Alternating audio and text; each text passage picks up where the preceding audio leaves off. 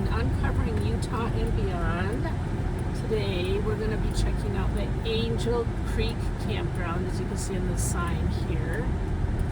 And this is a campground that you can find when going up to Angel Lake near Wells, Nevada, pretty close to I-80 actually. So you can see when you come in, the road is paved, so that's really good. We were down here earlier and we did see some small RVs, and actually we saw really one big RV in there. I mean, hats off to people who have the patience and skill to back those big rigs into a highly thickly wooded spot. So I have the angle such on this video, so hopefully as I'm driving through the campground you'll be able to see the spots. I don't know if I'll be able to walk around and take additional photos, and I would probably just embed those in the blog rather than edit them into the video.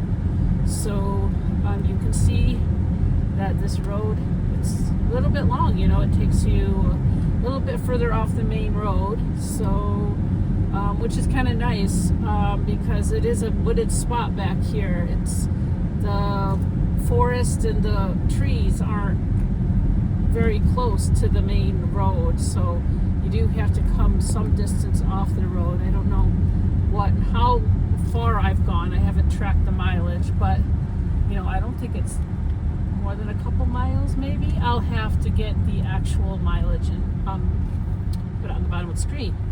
So there's a speed bump, there's a gate, so obviously they close it from time to time. You can see these yellow things are the cattle guards. And we're at Humboldt National Forest, Angel Creek Campground, U.S. Department of Agriculture.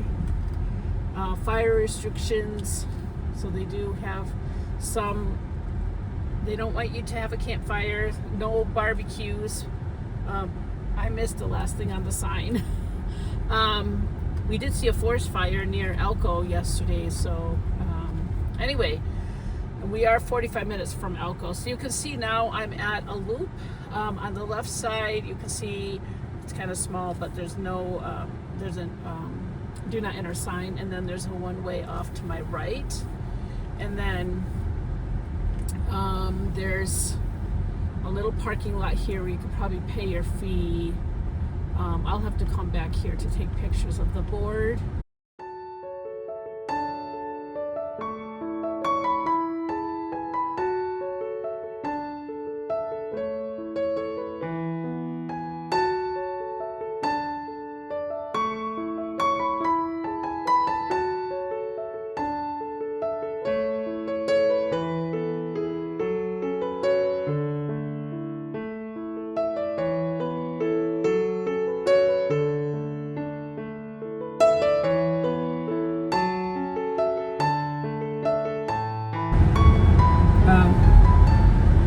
There's a group camping area at the beginning here, and there is a fee box. I'll have to come back again I'll have to come back through again to see what the fees are. There's like another few speed bumps here. I just want to make sure everyone takes care. This is the camp host with their big RV and everything. So let's see. Look at the mountains behind. That's a pretty beautiful view. And there's still some more trees back here. The camp host has a physical building that's a shed and something that looks like a little shed without walls. So there is like a storage shed that's like a regular storage shed with walls, and then there's a shed, looks like a shed without walls that maybe has a picnic table underneath it. So we're coming up on the first site here, and there's nobody in this site, so I'm going to come back through and take some pictures. But I can see you drive in, there's a picnic table and a barbecue without any shed over anything. Then the second site has a truck in it, so somebody's there. It has 2 big barbecue pits and a picnic table. I think there's 16 sites, so I'm at site number 3. Site number 3 has an RV in it, backed in backwards. Well, fifth wheel, I think. And that one also has a table. I think it might have a barbecue pit.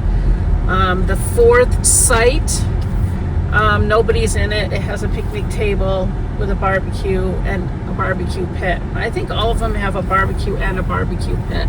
And then here are the bathrooms, pit toilets, so no running water.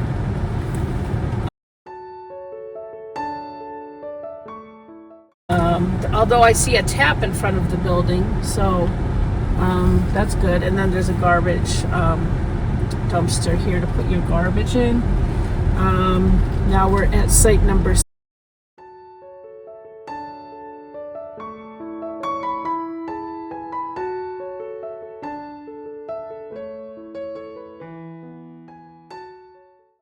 And there's nobody here. Picnic table and above ground barbecue and a barbecue pit barbecue. I don't really know what that's called. If anyone knows what that's called, you can put it in the comments. Another fifth wheel here with the picnic table and 2 barbecues.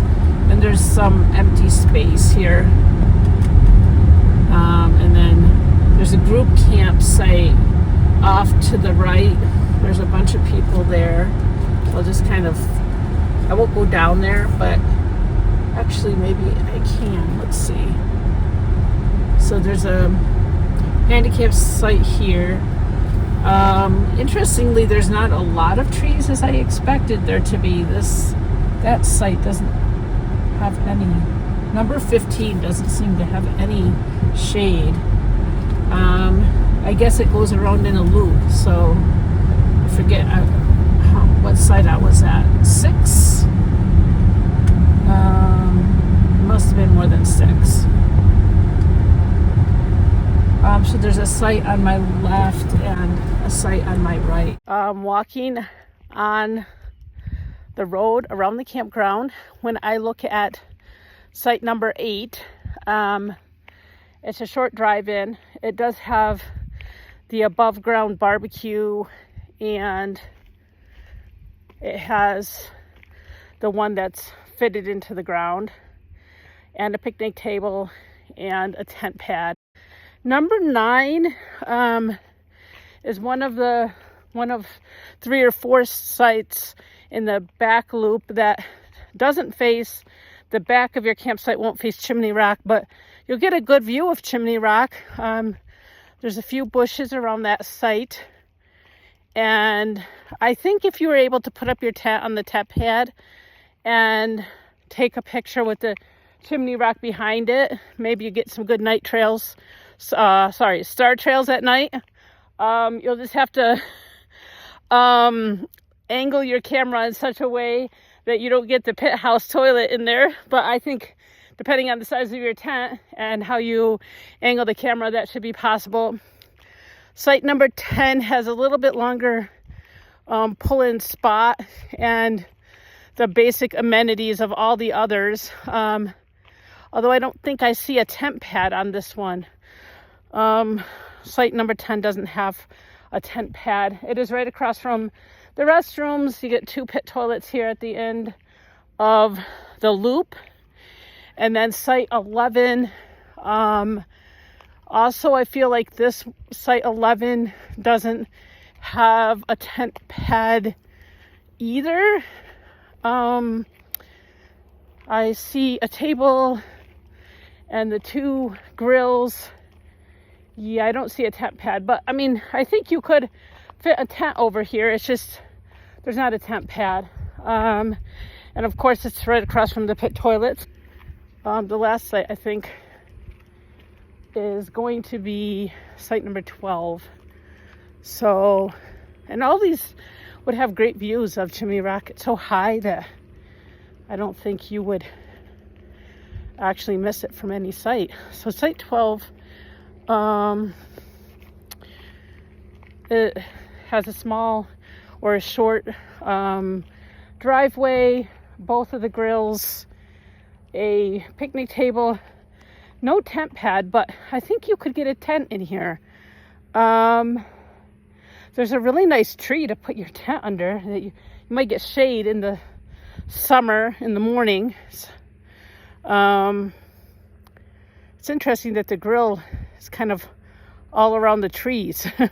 Might not be so safe for forest fires, or you could maybe fit your tent in the back area. There's like a back area that's leveled out and the grass has been mowed. A tent could go there too. That might be a better spot for the tent, though you might not get as much shade. So I'm gonna stop at site number 12 because site number 13 has somebody in it.